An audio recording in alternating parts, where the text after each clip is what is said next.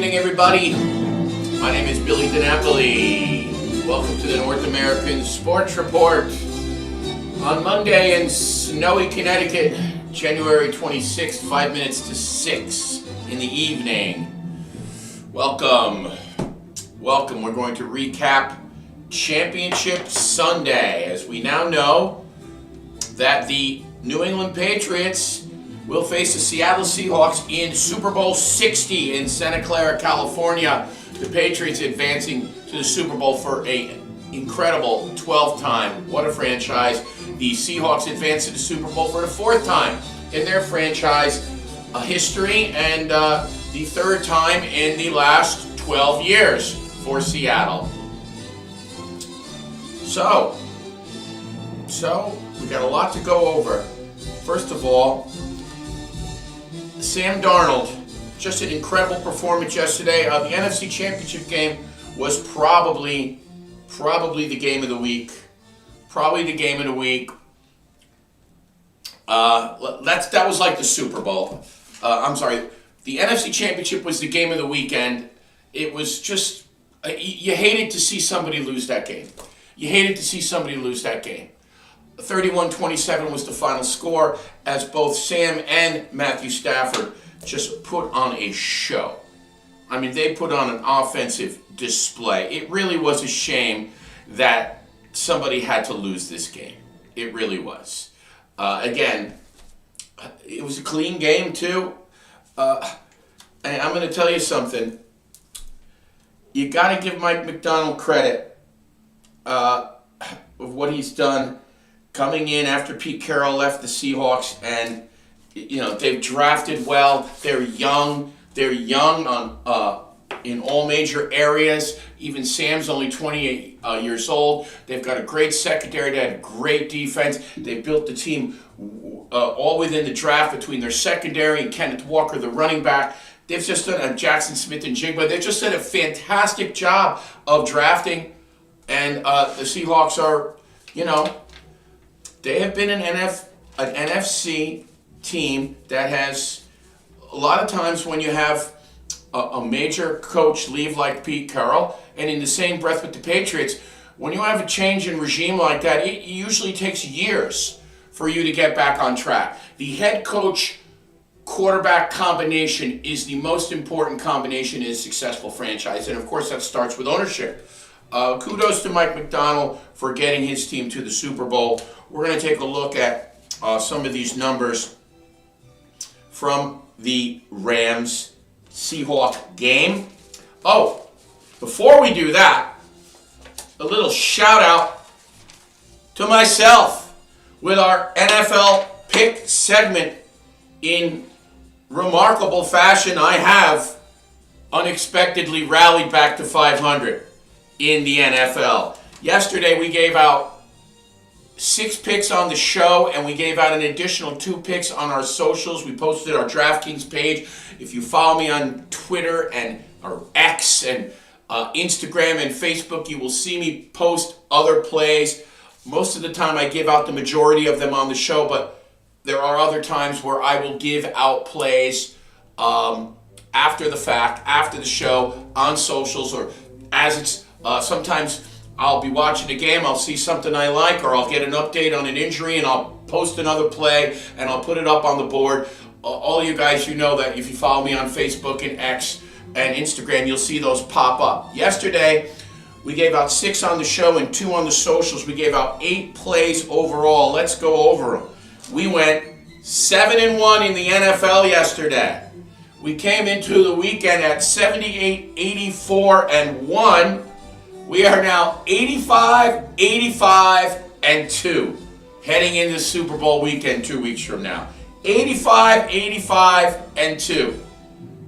Super Bowl Sunday 2 weeks from now, maybe we have a chance to win this thing. Anyway, we have fun with it. We give a variety of totals, straight bets, teasers. We don't really do the props, but we give you, parlays, teasers, totals, straight bets, a whole variety of all the things made popular to you by DraftKings and FanDuel, and we try to stay up with that. and we know our younger crowd really likes to utilize all those different betting patterns. It's not just like the old school days where we just pick straight picks and maybe an over-under. We like to explore the entire variety of the wagering system and have fun with it. And we hope you guys have had fun watching me start off red hot, then have a terrible month, and I've been chasing it ever since. Now, we chase the picks in the segment for fun with the contest with you viewers. I know a lot of you send me your own picks as well, and I enjoy seeing them. But remember, I never really chase real money. Anything I put on DraftKings, I might give you guys 8, 9, 10 picks. In the playoffs, I've given you 32 picks, a variety of plays. I've gone 19 and 13. I do not place money on that amount of picks, I assure you. Just, if I put money down on my DraftKings or with any gambling entity, I usually maybe play, 3 or 4 games a week, maybe $50 to $100 a piece. That's my usual. I encourage responsible wagering. Never bet more than you can afford to lose. Never chase your losses. That's rule 1 of having a good time with the entire season. When I give you all my DraftKings numbers of the thousands of dollars I probably bet through the entire season, I think for the year, I think I'm over $300. That's it. When you're betting $50 a game, maybe 100 tops, and you're only betting a few games a week, if you just are cautious and don't go overboard, you're going to have some responsible fun. Anytime you're coming out, if you want to put money on 10 to 20 plays a week, you're going to get yourself in trouble, because the more you wager, the more chances you give yourself to lose. Pick the best ones you like, pick a few, have some fun, go on your DraftKings that we endorse, put $50 here and there on a few games. That's responsible fun. Don't be betting $500, $1,000, your mortgage, whatever. That's not how this is. I don't give out and do all the wagering and the gambling fun to encourage nonsense like that. So let's just get that straight.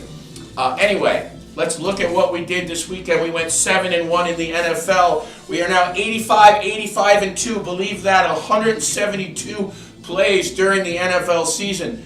We also are 39-29-2. 10 games over 500 is how we finished college, hitting at 60%. We had a good year in college ball.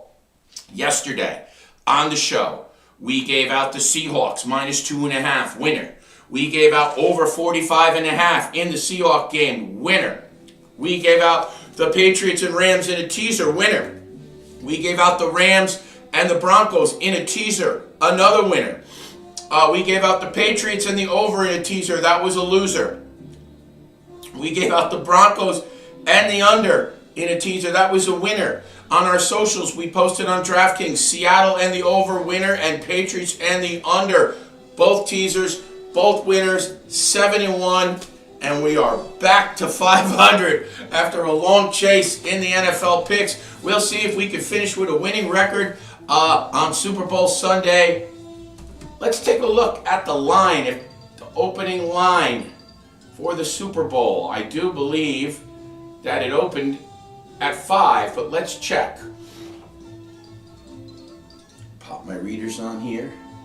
On February 8th, 6:30 p.m. kickoff, the Seattle Seahawks open as a 4.5-point favorite over the New England Patriots in Super Bowl 60. Let's get to how they got there. Again, the most exciting game of the day. We'll get to the latter game first, the Rams and the Seahawks. You know what I wanted? I got a clip. Let's take a listen here. This is Mike McDonald today on his quarterback, Sam Darnold, and his team. Can't talk about the game without talking about our quarterback. I mean, he just shut a lot of people up tonight, so I'm really happy for him. Every time they went and scored again, he came back, made some big-time throws on 3rd down, 2-minute drive, 4-minute drive. The cat barely practiced all week, Just really happy for him. He deserves it. I'm happy to be a part of this team, man. This group and this There's coaching Sam. staff. It's just, I'm really happy to be here. I'm happy to be in this position. I'm just going to continue to do the best that I can to put this team in positions to win football games. Well, there you have it. Sam Darnold, super appreciative of the position he is in, and his coach praising him as he should. Sam was 25 of 36 yesterday for 346 yards. He was amazing. He got a lot of help from his number one guy, Jackson. Let me get my readers on here. Jackson Smith and Jigba, 10 catches for 153 yards and a touchdown. Rashid Shaheed, 1 catch for 51. Cooper Kupp, 4 for 36 and a touchdown, but a big touchdown catch and a big third down conversion that iced the game. Couple of big catches for Cooper Kupp. Kenneth Walker, he ran the ball for 62 yards on 19 carries and a touchdown. And also, he had 4 catches for 49 yards. Jake Bobo, 1 for 17 and a touchdown. Sam did throw completions to 7 different receivers.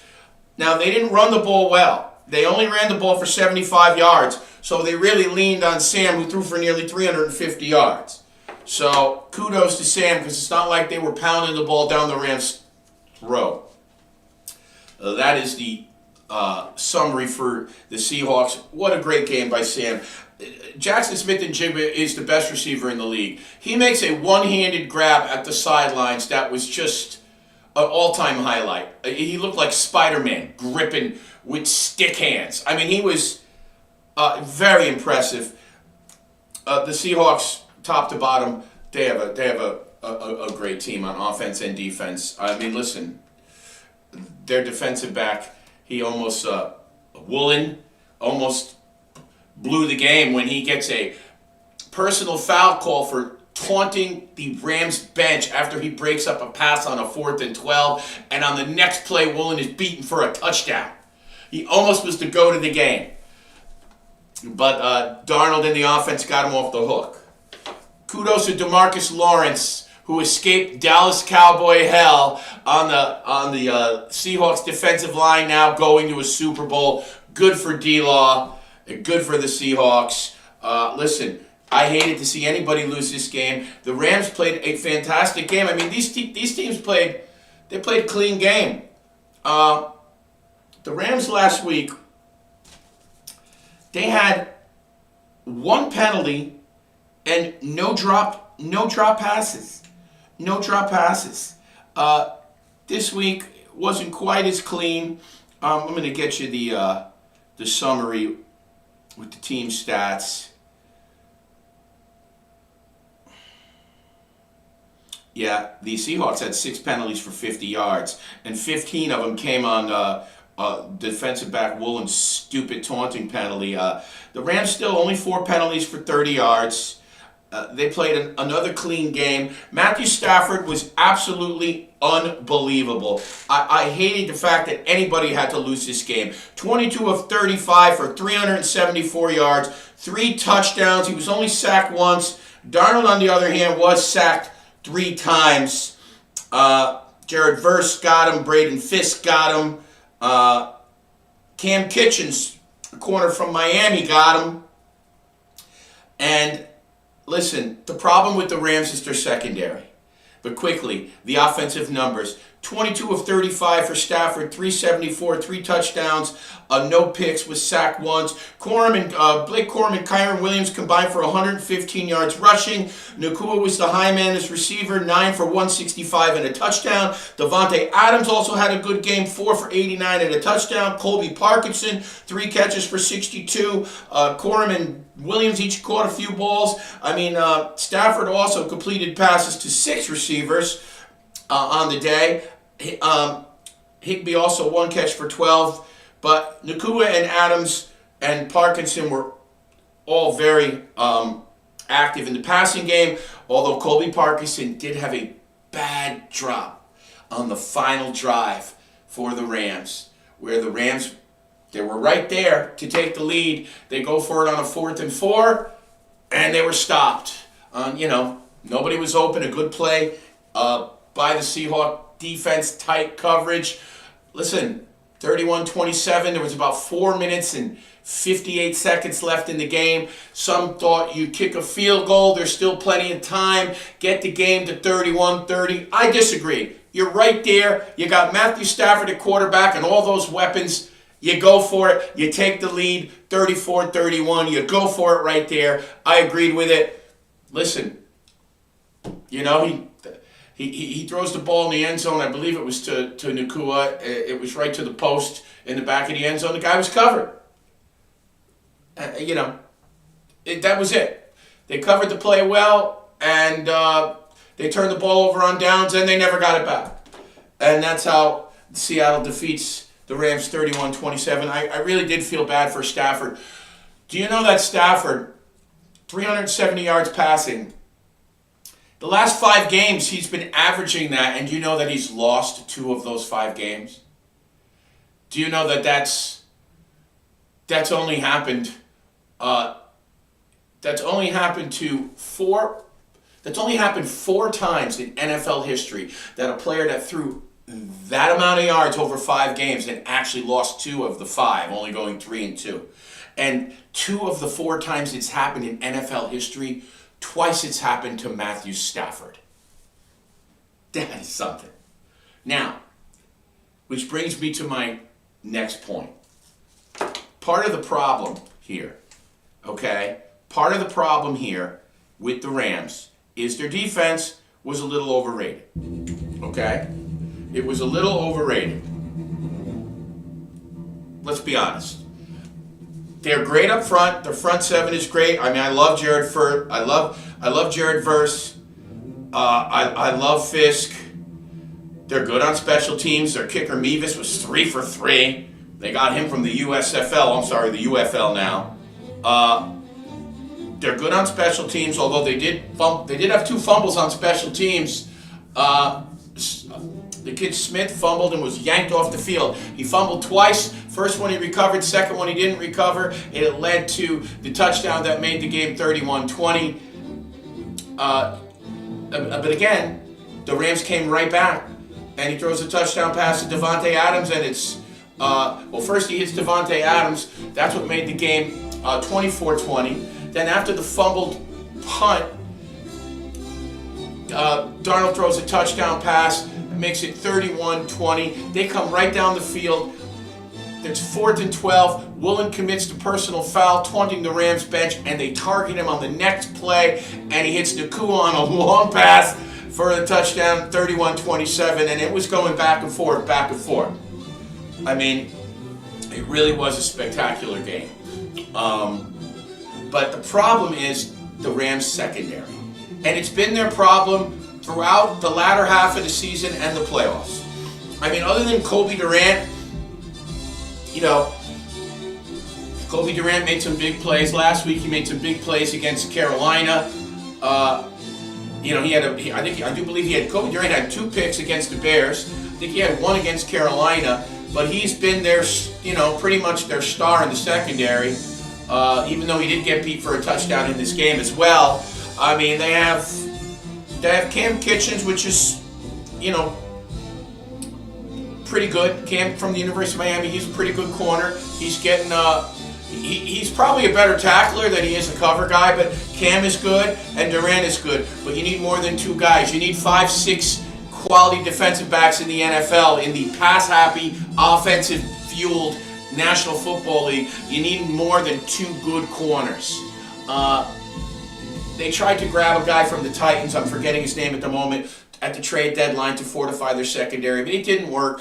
The Rams secondary was weak, and you could score on it at will. So what was supposed to be a dominant defense was a good front 7 and a weak back end. And the weak back end is ultimately what cost the Rams their season.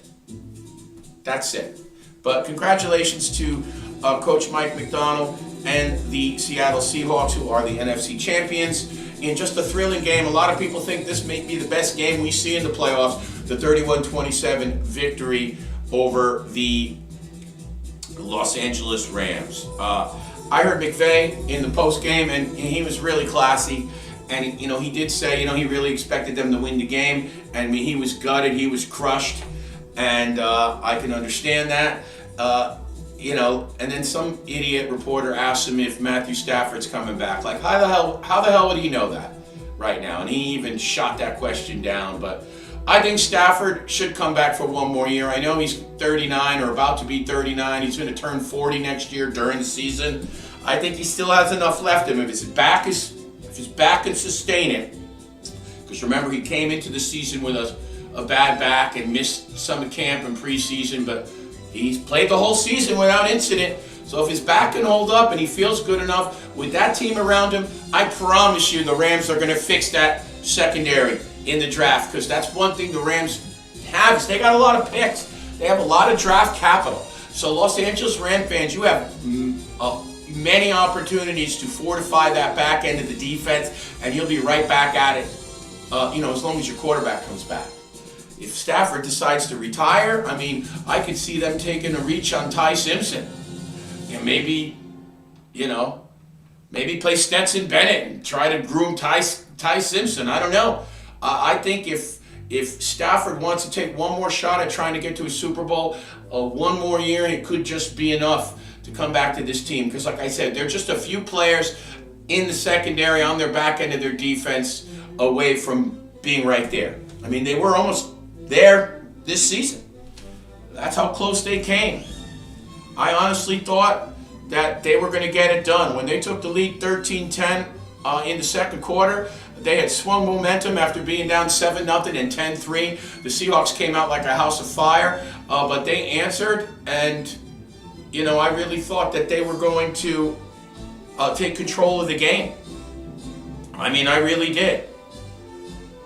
Kyren Williams scores a touchdown after 2 field goals, and all of a sudden it's 13-10, and I'm like, well, here we go. But listen, it was Sam Darnold's day. He was able to move the ball at will against the Rams secondary. He slung it all over the place. Like I said, only 11 incompletions, as we said, 25 of 36, 346. And he was hit, got sacked 3 times. But kudos to Sam Darnold. Congratulations to the Seattle Seahawks. A tough battle all the way around. Okay, now to the game that was way less entertaining, the Patriots and the Denver Broncos. Obviously, nobody wants to see an AFC Championship game with a backup quarterback, but that is just what we got. And listen, kudos to the Patriots. There was a blizzard going on in the second half. And, what do you expect? It wasn't going to be a day where offenses were going to thrive in that weather. We could barely make out what was going on the television. That's how bad the weather looked in Denver. Now, Drake May didn't have to do much. He, was only 10 of 21 for 86 yards. And I've heard a lot of people go, he's had a lousy playoff. I heard so much of this on social media and news stations today about people saying, they had an easy path to the Super Bowl. I'm sorry, was the Los Angeles Chargers not a top 5 defense? Was the Houston Texans not the best defense in the league? Now, I know Drake has, lost a couple fumbles, threw a couple picks in the first 2 games, but you know what? He also threw 4 touchdown passes. He was 3 touchdowns, 1 pick, 2 lost fumbles against Houston. But Houston has a great defense. Will Anderson must have sacked him 3 times. And granted, lots of people are also saying, well, C.J. Stroud, he sucked so bad. How could they not beat the Texans? Stroud was terrible. And you're right, Stroud was all-time terrible. But you know what? Give credit to a kid that started these games, made some mistakes. He had a bad pick early in the Charger game. He had a bad pick and 2 bad fumbles in the freaking Texans game. But then he bounced back and he threw 3 touchdown passes in the Texans game. That says he's got moxie, bounce back ability. That's leadership. And you know what? Let me tell you something. He made the plays he needed to make yesterday. They only threw the ball for 86 yards, okay? But the Patriots did run the ball for, what was it? It was 141 yards rushing. They had 141 yards rushing, and that's what won the game in the bad weather. Again, They only had 227 yards of 206 total yards of offense, because you got to take off the sack yardage. And Denver only had 181 yards. I mean, it was that type of day with the weather. But May had 10 carries for 65 yards. He was the leading rusher. He was the leading rusher. Well, Ramondre Stevenson had 25 carries for 71 yards, but he was only averaging just over 3 yards a clip. Drake averaged 6.5 yards a carry, scored the game's only touchdown. On a crucial 3rd and 6, he didn't even tell his teammates. He called a play at the huddle and just decided to keep the ball, and he basically bootlegged left for 9 yards for the game-sealing first down. I mean, he made big runs on key 3rd downs. I saw him do it 3 times, on the touchdown run, and on another 3rd down run that got them out of the shadow of their own end zone, and on the game-clinching play.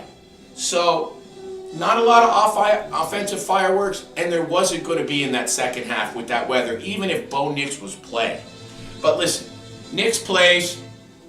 The Broncos could have had a bigger lead in the first half. On the second drive, Jarrett Stidham all of a sudden looked like he might be giving the Patriots trouble. He completes a long ball, like, I don't know, it must have been like 45, 50 yards to Marvin Mims. And then he completes a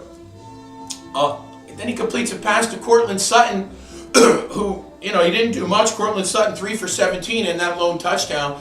But, he completes a play action, rolls to his right like a 9-10 yard pass to Courtland Sutton on the right back end of the end zone, and it's 7-0.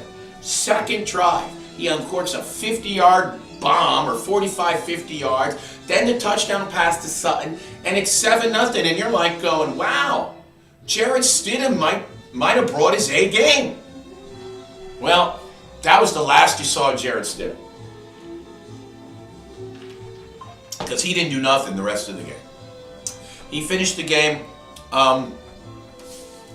Stidham finished the game. Where's my glasses here? Stidham finished the game 17 of 31 for 133 yards, 1 touchdown, 1 interception. And but after that second drive, where he probably compiled half of that yardage on that one drive, he didn't do much. He was absolutely terrible the rest of the game. Of course, in the second half, to his defense, the weather was a freaking blizzard, and I don't know how much any quarterback would have done, but what Drake May did was he ran the football. And Drake May's touchdown run came off of a terrible fumble by Stidham, where he looked like he was about to get sacked, so he tried to throw the ball away, and while he did barely push the ball forward, it was a lateral technically, and the Patriots recovered it. And 2 plays later, May punches it in on a touchdown run of about, I want to say 11 yards, and it might have been 9, and it's right away it's 7-7. And that swung the momentum, but even though it stayed 7-7 until an Andres Borregales field goal of 36 yards, and it was 10-7, and that field goal came late in the third quarter, and that was all the scoring that was needed. They struggled with the conditions mightily, did the Broncos, a little more so than the Patriots. Patriots were able to run the ball for 140 yards, where the Broncos were only able to rush the ball for 72 yards to be exact. They only had 181 yards total, again, taking away the sack yardage. Stidham was sacked 3 times, and the stars on defense for the Patriots were the Christians. Christian Gonzalez, the fine corner, had the game-sealing interception, and he also had a sack. Christian Ellis had a sack. Christian Barmore had a sack for the Patriots, as they had a stellar day on defense. The Broncos also struggled on special teams. Their field goal, Will Lutz, who they got, that was Sean Payton, that was the guy he wanted, and he's also supposed to, be strong in bad weather. 0 for 2, and shanked both his. The last kick was a shank that would have tied the game. The first kick veered off to the right, did not kick good in the bad weather. 0 for 2, and they were costly 6 points for the Broncos. Some guys on the Broncos D, Alex Singleton, 8 tackles. Talanga Hafanga, 4 tackles. DJ Jones had a sack and a half. Zach Allen had a sack. Robinson, the linebacker, had a sack. They had 4 sacks of May. The Patriots had 3 sacks of Stidham. And that was that. Not a lot through the air. Mac Hollins, 2 for 51. Stephon Diggs, 5 for 18. Henry, 2 for 12 for the Patriots. And again, the Broncos only rushed for 72 yards. Ingram, 2 catches for 19. Mims did have that big catch, but he finished with 4 for 62. RJ Harvey, 4 for 22. And Sutton, 3 for 17. So that is how it shook out for the 10-7 victory of the sending the New England Patriots to their 12th Super Bowl in franchise history. Unbelievable. Unbelievable. You know what? Listen, I know there's a lot of Pat haters, and I know I said on my post game last night, I must have said amazing 5 freaking times when I just think about it. I mean, there's only been 60 Super Bowls, okay? There's been 60 Super Bowls, and they've been in 12 of them. That's like 20%. That's 20%. Here was Mike Vrabel after the game. With these guys, I can't tell you how proud I am to be associated with these guys and this organization. I want to thank Robert and Jonathan. Love our quarterback. I love our football team. I love our staff. I'm a lucky head coach. Man, there you go. Yeah, I would say so. And Mike Vrabel was the perfect guy for the job. 5-time Super Bowl participant, 3-time Super Bowl champion, bred a Patriot, did a great job with the Titans. They should have never let him go. And, Robert Kraft is just a great owner. This is a team that after a 21-year run that they had, most teams would be gone for a while. You're going to go away. Once you lose a Hall of Fame coach and a Hall of Fame quarterback, a lot of teams, it takes you 10, 15 years to find that again. Very rarely do teams go from like the Packers when they went from Favre to Rodgers. That's rare. Manning to Luck in Indianapolis. That's rare. Look at the Miami Dolphins. They've been trying to replace Dan Marino forever. It's hard to do. And the Patriots coming off 2 4-13 seasons. I mean, honestly, the turnaround is, like I said, I hate to overuse the word, it's amazing.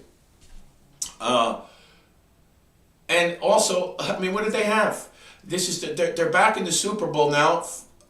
It was only 7 years ago. February of 2019, they beat the Rams. It's only been 7 years. And listen, they made the playoffs 1 year with Mac Jones. I mean, what did the Patriots have? 4 down years? It's got to make the NFC East, Jet, Bill, Dolphins, and all the other fans that have been beaten up by the Patriots throughout the AFC playoffs over the years, the Colts fans, the Bills fans. It's just got to make you sick. Even the Chiefs fans.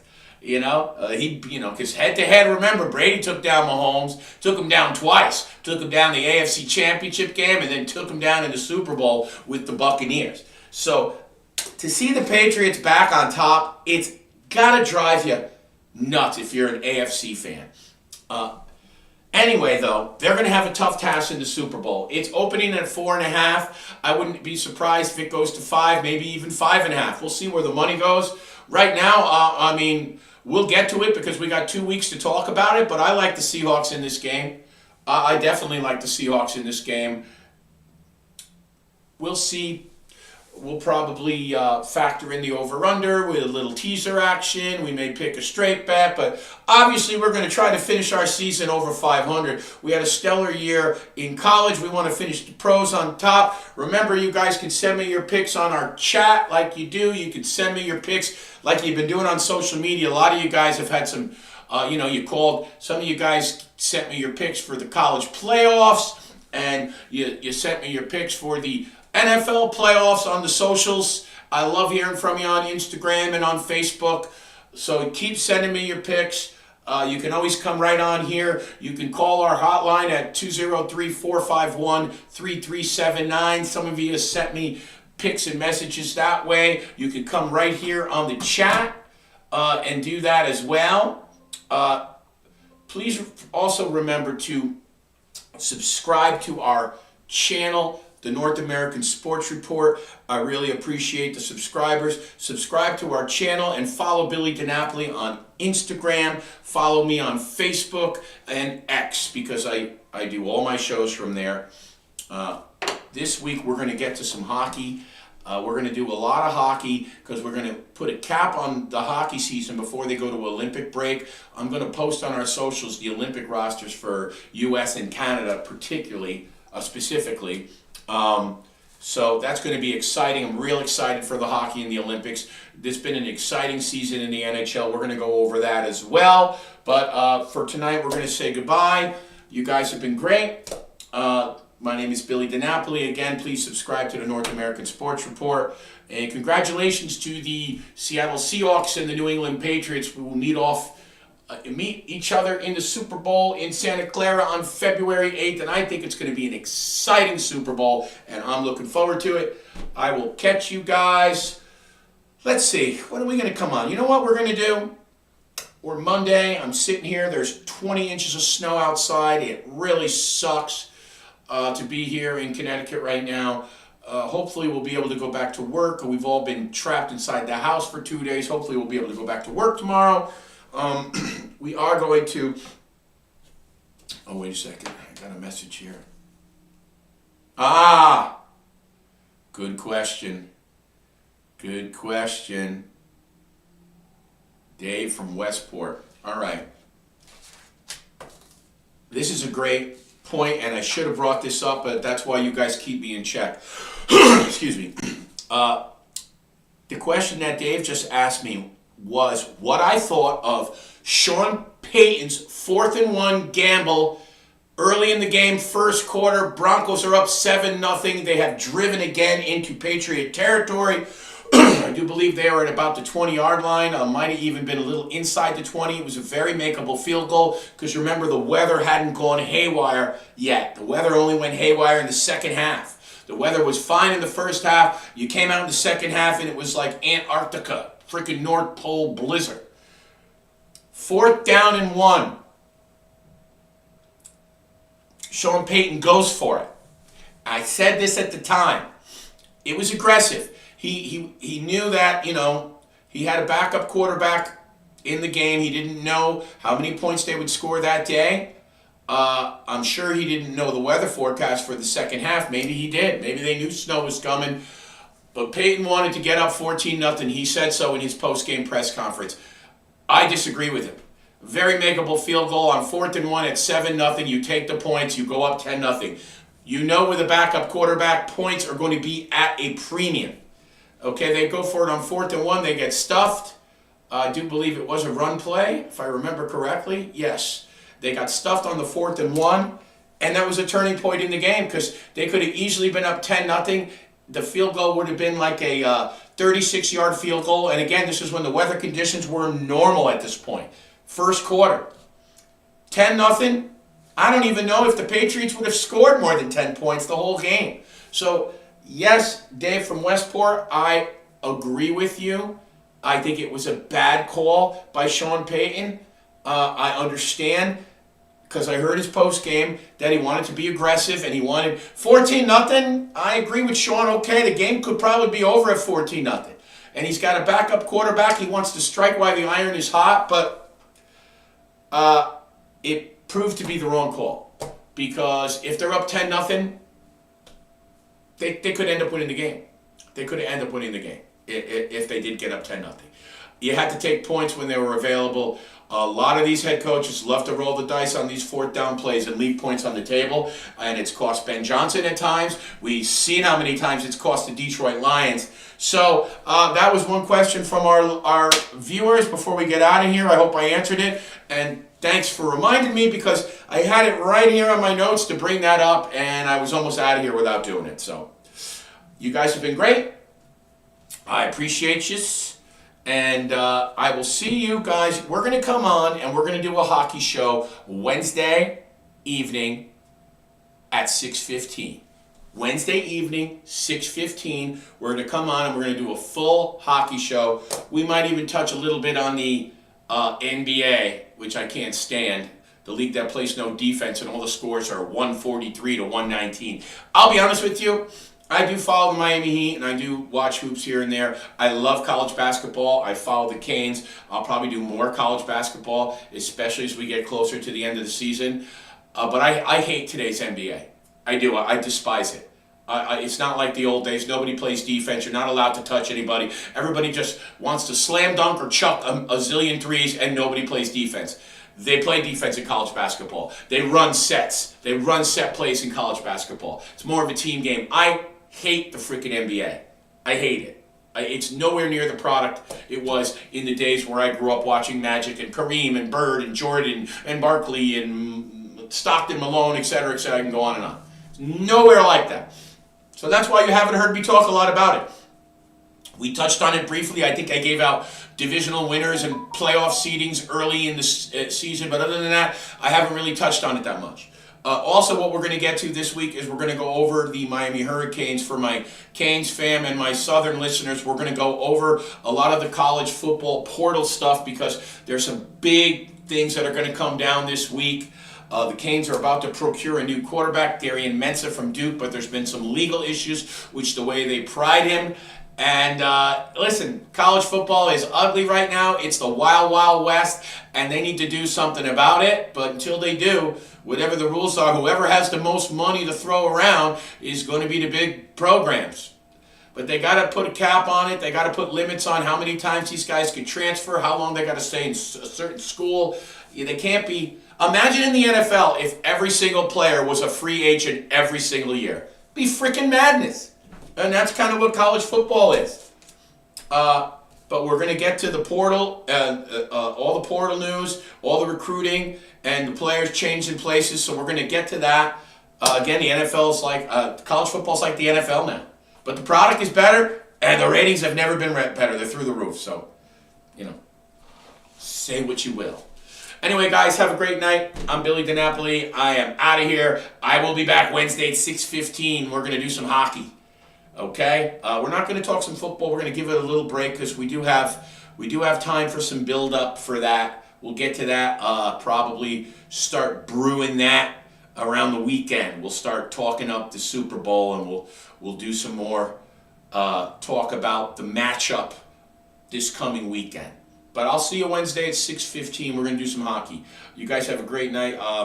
My name's Billy DiNapoli. This is North American Sports Report. Please follow me on Facebook, X, and Instagram. And please subscribe to our show on our YouTube channel, North American Sports Report. Good night. Good night, guys.